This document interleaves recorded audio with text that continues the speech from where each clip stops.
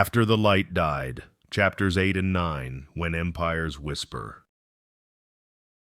When Robert sat in the kitchen of their home, his entire body shaking, front tips of his toes to the very voice with which he spoke, Susan could only look at him with a mix of worry, confusion, and alarm. "Sit down. I need to tell you something." His voice was a broken whisper. His eyes, once clear and focused, were now the haunted eyes of a man who would never be himself again. Susan approached the table, drawing the chair back with a slow motion that made the dragging noise loud and extended. She sat as slow as a cat stalking its prey. Rob, what's wrong?" she asked. Worry etched over her face with widened eyes and lips that did not know whether to frown or not. It took him over an hour to explain what he'd found and what he believed, but when he did, her face was one of open-mouthed surprise. "People. You're saying those creepers were people, not just animals we had to clear out for the terraforming?" She shook her head when he gave her a mute nod in response. "You're just seeing things. That can't be right. Look, they're four-legged creatures. Sure, they use spears, but so do chimps. There's nothing—" He barely heard her speak, but he heard her doubt. "Just come see for yourself," he exclaimed. "Sure, they're primitive, I won't argue that, but you saw that they could be bipedal when they wanted to, and even if they couldn't, so what? There's no law saying intelligence can't be multipedal. Just come see with your own eyes," he shouted and shot to his feet. Susan's body jerked back, startled by his sudden loud voice, and rise to his feet. The chair tumbled backward and skidded across the smooth floor, and all she could do was nod. "Fine, I'll come look. I'm sure you're wrong, but if it'll make you feel better, I'll look. If I do that and I'm not convinced, will you drop it?" she asked with a gentler but still exasperated voice. But he nodded again, prompting her to rise to her feet in turn. "Then show me," she said, and they went out of the house together. An hour later, she was kneeling in the darkness of the cave, holding her stomach with one hand while the other was pressed to the damp stone floor and vomiting up her last meal. It was the remnants of a fire that did it, clear and definitive proof that the occupants of the cave had known how to manufacture flame, and that an ordered and intelligent society existed there once. The hand-carved, fire-hardened spears, the cave art that utilized shadow and depth to create complex pictures on par with anything made by Terran ancestors, she could no longer deny that her husband was right. The bright headlamp illuminated her vomit as strongly as it once illuminated the rich history of the cave, but even if it hadn't, she could still taste her stomach acid and smell the acrid odor. While she knelt in her bent-over posture, Robert's firm hand clasped her shoulder in silence, holding on to her with still trembling fingers. "Jesus, that means those eggs," Susan muttered softly, and the cave walls answered her back in a shadow of her own voice. "Those eggs." When she got a hold of herself again and took Robert's hand to allow him to help her to her feet, she said, "We have to tell someone. We can't let this go on." No, we can't. I'll call the captain as soon as we get back to the house. We can't let them wipe these CR. He stopped, coughed into his hand, and corrected himself by saying, "Wipe these people out like they're just pests in the way of terraforming." "Do you think he'll listen?" Susan asked, and closed her eyes to shut out the image of the engines raking the aliens with fire and burning them alive to create a landing space. "He might, but I'll talk to the ship's scientists. They'll listen, I'm sure of it. And if they do, the captain has to." Robert's answer was meant to sound confident, but he wasn't sure if it did. If it didn't, though, Susan pretended otherwise. They lingered long enough to take videos with a running commentary as well as photos to go with them. Once they were done and had returned to their home again, Robert was immediately on the emergency line with the colony ship and was routing the data to the shipboard scientists. Their skepticism was predictable. On screen, a gray-haired old waif of a man in a white skin-tight uniform common among fleet scientists stared back on screen while he droned on in a nasal voice. "We evaluated the planet for months and found no evidence of higher intelligence. Yes, we found evidence of fire use, but we've seen that among non-sapient animals on Terra. Coordinated group hunts are found in many of the more intelligent species. The same goes for the rearing of offspring. You should really leave the speculations to... Robert knew when the data transmission was complete and when the scientist opened it, because the Slender Man had finally shut the hell up. He'd trailed off entirely in mid-sentence, and his mouth opened and closed like a goldfish in a bowl while he stared bug-eyed at his screen. "Excuse me, have you shown anyone else this footage?" The scientist's question was a pointed one, and Robert shook his head. "No, I haven't shown it to anyone else yet," he answered. "I came straight to you." "I'll go straight to the captain. This has to be routed higher." "For now, you should say nothing to anyone. Not until it has been investigated." "Consider that an order," the scientist replied, and killed the link without waiting for Robert to agree or to argue. "Why didn't you tell him I saw it too?" Susan asked from across the table. "He didn't ask who saw it, he asked who else I'd shown it to. You helped me take it, so that doesn't count. It's like what I learned during the latter days of the expulsion.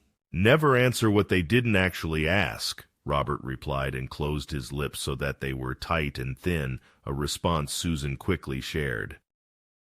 "God, I'm just drained," she finally said, and rubbed her right hand against her forehead. "I feel like I could collapse right here."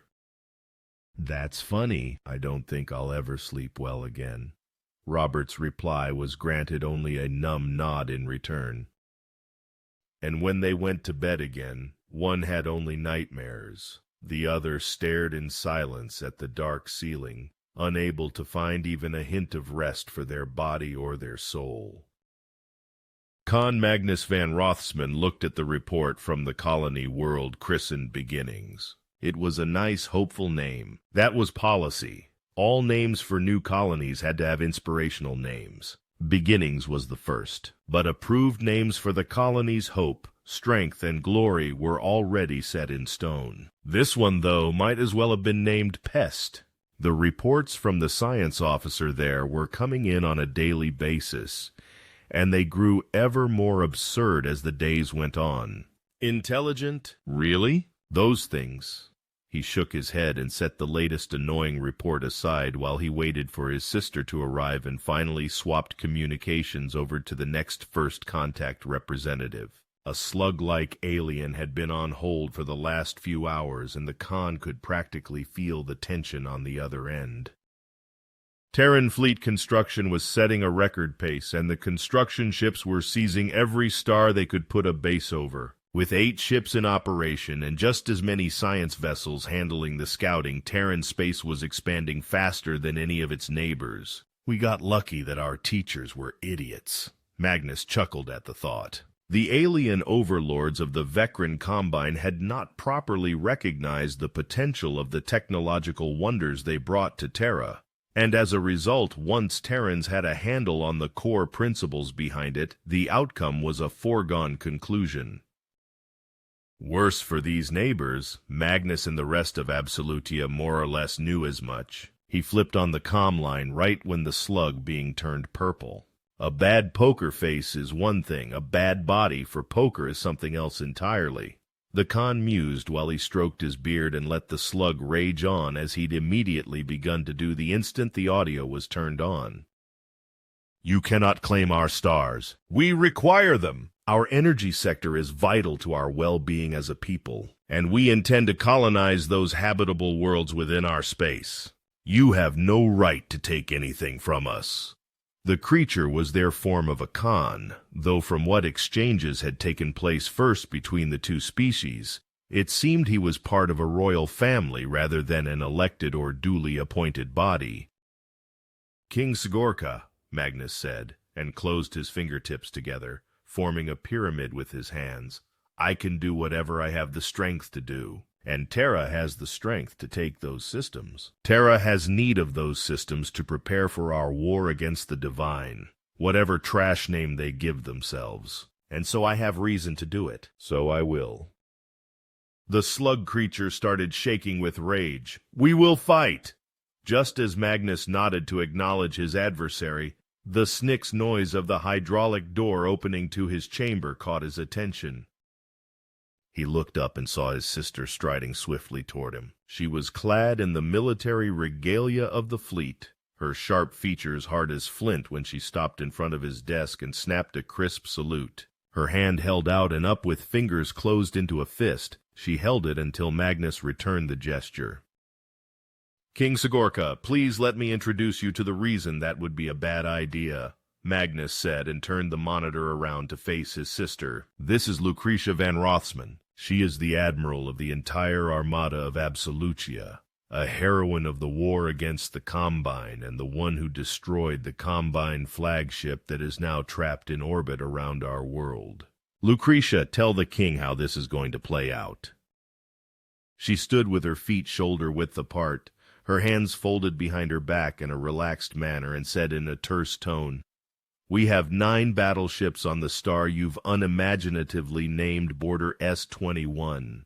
We are launching them now. You have 1 frigate on the other side and a star base with nothing stronger than laser cannons and nuclear missiles, and not enough of either. On your next 2 systems that are a jump away, you have no ships at all. Your current total armada consists of 1 battleship, 16 troop transport ships capable of moving 20,000 soldiers each, 14 frigates, 7 cruisers, and 1 carrier. We also have 6 more battleships on Border S-22. We will be launching both fleets at once and will converge on your homeworld in 1 year. You are capable of producing a maximum of 3 battleships at a time in a 1-year span under optimal conditions. None of those battleships are a 1-to-1 match for us, and your conditions are suboptimal. Once we seize the Kralek system, which we will do in 3 weeks, you will have none of the ore needed to produce more ships. You tell me your very plans? Is your species mad? The king raged through his massive mouth. His arms disappeared into his body and then emerged closer to his head, which he clutched in disbelief. Because you can do nothing to stop them, your majesty, Lucretia remarked with passive indifference. Nothing. In 9 months, your homeworld will be surrounded on all sides, and you will be cut off from the entire galaxy except for us. How that goes for you will depend on whether or not you submit. Still, we will fight, the king bellowed. We will never surrender. Yes, you will, Lucretia said with iron finality, and though he was about to respond, Magnus killed the transmission. Is everything ready? Magnus asked, but Lucretia's smile reached her vibrant brown eyes, and that would have been enough of an answer. She flipped back her long dark hair and replied, Brother dear, you know me better than that. So the fleet? He pressed. I launched them 3 weeks ago. They'll arrive at their targets tomorrow. We'll have their entire empire captured in 6 months. Lucretia promised. Her predatory eyes were as sharp and ruthless as ever, and Magnus could not help but laugh. You even had me fooled. Well done, he said, and slapped his right palm on the desk. I'll declare war at midnight tonight. Naturally, Magnus, she smirked. And what do we do about their homeworld colony ships and troop transports? If you encounter the troop transports, destroy them. Colony ships, destroy them. They won't be colonizing anything ever again. As for their homeworld, bomb them into submission. You have full discretion to do as you see fit. Just make sure there's no evidence of anything that might cause us problems later. No satellites, no trade vessels, nothing leaves their world again. He ordered, and Lucretia's answer was swift. I expected nothing less. Nothing will ever threaten our people again. She promised, just as she had on the day of her fateful and fortuitous attack on the flagship of the Combine, and her will was as strong as ever. On another note, have you seen those recent reports that the creepers on Beginnings may have been sapient? Magnus asked, and Lucretia snorted. Yes. It's so stupid. I'd say ignore them, but I was having lunch with Michael yesterday, and he suggested they're a bigger problem. He wanted to talk to you about it, Lucretia answered, and her thin lips formed a slight frown. So that's what he wanted to meet me about? You have a broader opinion, I suppose? He asked, and narrowed his eyes at her when she didn't answer right away. Her posture stiffened a little. Out with it, he demanded. These things have a way of getting out of hand. Dissent among the rebellion almost cost us everything. If people start sympathizing with Xenos, then our policy will be undermined, and it will give Xenos a chance to undermine us themselves, maybe garner strength, maybe bring us under their dominion again. Back to the bad old days. Whatever the source for this, it needs to be crushed with extreme prejudice. And Michael? What's his view? Magnus pressed when Lucretia shifted a little on her feet. You know, Michael, he wants to take it further, not just forbidding publication, but reassigning anyone who brings it up. Send out some expendables to destroy the ramblings and whatever things might run against our position. Absolutia's wisdom can't be allowed to come into question on the basis of some stupid wall scribblings by some equally stupid Xeno creepers. Her eye roll said enough of what she thought about her younger brother's view. I'll hear him out, but reassignment? Magnus stroked his beard. Reassignment was a long-standing code for liquidation, either directly or indirectly via a dangerous task with a high mortality rate. It was chiefly used against rebels whose sympathies were not as robust when it came to the interests of Terrans, or in the aftermath more directly with those who had been more overt in supporting the Xeno overlords. I'll put Michael in charge of it. If he's so interested in the subject, at least then I won't have to hear him ramble on until I eventually cave into him anyway, Magnus suggested, and Lucretia actually laughed at him. He'll be thorough, I'll grant, and this is small. There shouldn't be an issue. Not if we act quickly, agreed? Magnus asked, and his slender sister nodded in affirmation. I should think not. She agreed, and formal discussions became sibling banter to relax a few hours before war began.